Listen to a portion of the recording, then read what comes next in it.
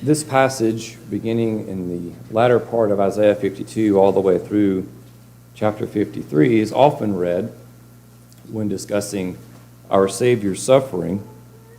But I'd like to focus on a particular portion of this.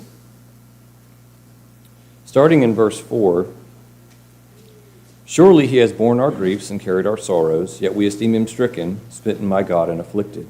But he was wounded for our transgressions, he was bruised for our iniquities. The chastisement for our peace was upon him, and by his stripes we are healed. All we like sheep have on him the iniquity of us all. He was oppressed and he was afflicted, yet he opened not his mouth. He was led as a lamb to the slaughter, and as a sheep before its shearers is silent, so he opened not his mouth. He was taken from prison and from judgment, and who will declare his generation?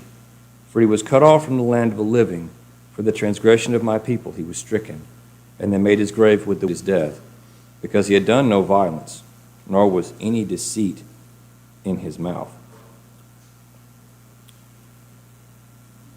Jesus was innocent of any wrongdoing, and yet when he was accused, he opened not his mouth. Mary and I have been going through some recent family drama. It's gone on for many months, and there have been many false accusations made against us. Many things have been directed at us that are false. And in dealing with that, it has been very difficult not to open our mouth. I know not many of us here like to be falsely accused.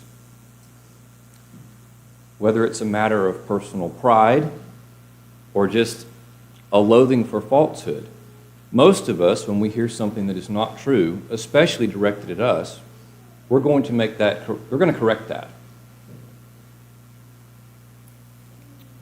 Jesus did not do that.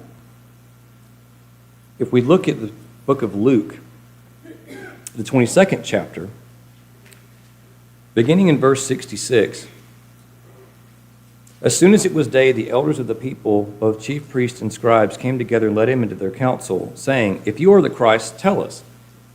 But he said to them, 'If I tell you, you will by no means believe. And if I also ask you, you will by no means answer me nor let me go. Hereafter the Son of Man will sit on the right hand of the power of God.' Then they all said, 'So he said to them, you rightly say that I am.' And they said, 'What further testimony do we need? We have heard it ourselves from his own mouth.'" Again, the recent issues that we've been going through as a family made me realize the willpower it took for Jesus not to speak. Again, it's hard enough not to speak out against a false accusation when it's just a matter of personal pride, when it's something that really doesn't matter. But that pales in comparison to this situation. His life was on the line. He knew what was coming of God